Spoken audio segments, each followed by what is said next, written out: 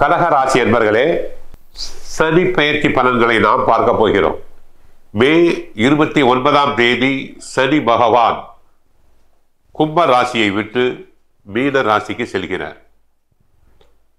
இதுவரை படாத பாடுபட்டு விட்டீர்கள். சனி பெயர்ச்சியில் 7ஆம் இடம் கண்ட சனி, அடுத்து 8ஆம் இடம் அஷ்டமத்து சனி. ஒரு மனிதனுக்கு மறு பிறவி, அகப்பட்டவனுக்கு அஷ்டமத்து சனி என்போம். ஆகவே பலவிதமான உடல் உபாதைகள், கஷ்டங்கள், மன கஷ்டம் அனைத்தையும் தாங்கள் அனுபவித்து விட்டீர்கள்.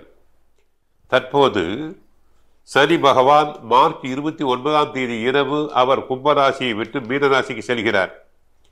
தனது 3ஆம் பார்வையால் லாபஸ்தானத்தையும் 7ஆம் பார்வையால் சகாயஸ்தானத்தையும் 10ஆம் பார்வையால் ருண ரோக சத்ருஸ்தானத்தையும் பார்க்கிறார். உங்களை சனி பகவான் 9ஆம் இடம் செல்வதால் தர்ம வழியில் நடத்துவார். சிலருக்கு மாமனார் வழியில் கருத்து வேறுபாடுகள் உண்டாகலாம். உடன் பிறந்தவர்களை அனுசரித்து செல்ல வேண்டும். கலை ஆர்வம், அரசு பணி, அரசியல் ஆர்வம் வெற்றி தரும். சிரமமான கடுமையான காரியங்கள் கூட எளிமையாக நடந்து முடியும்.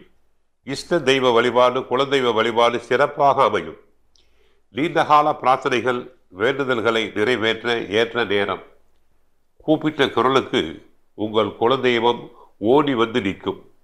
சிலருக்கு பொது காரியங்களில் சேவை செய்வதில் ஆர்வம் அதிகரிக்கும். மக்கள் தொண்டே மகேசன் தொண்டு என்பதை தாங்கள் நம்புவீர்கள்.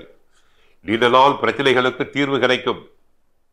பிள்ளைகளின் உயர்கல்வி தொடர்பான சிந்தனைகள் மேலோங்கும். வெளிநாட்டு தொடர்புகள் ஆதாயம் உண்டு.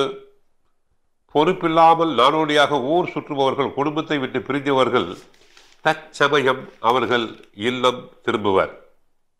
அடுத்து, இதுவரை குழந்தை பாக்கியம் இல்லை என்று தடங்கலானவர்களுக்கு குழந்தை பாக்கியம் தாராளமாக கிடைக்கும். தன வரவுகள் நன்றாக இருக்கும்.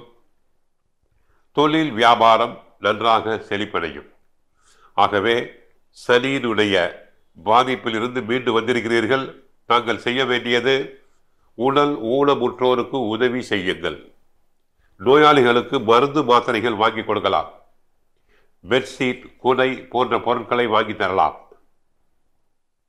கண் பார்வை இல்லாதவர்களுக்கு, கேன்சர் பேஷண்ட்ஸ்களுக்கு உதவி செய்யுங்கள். தங்களுக்கு நன்மைகள் அதிகரிக்கும். மறு பிறவி எடுத்துள்ளீர்கள். கோயிலுக்கு சென்றால் சனி பகவானை வழிபடுங்கள். கால பைரவரை வழிபடுங்கள். ஆஞ்சநேயர் வழிபாடு சிறப்பு தரும். மற்றபடி வாழ்க வளமுடன், மங்களம் உண்டாகட்டும்.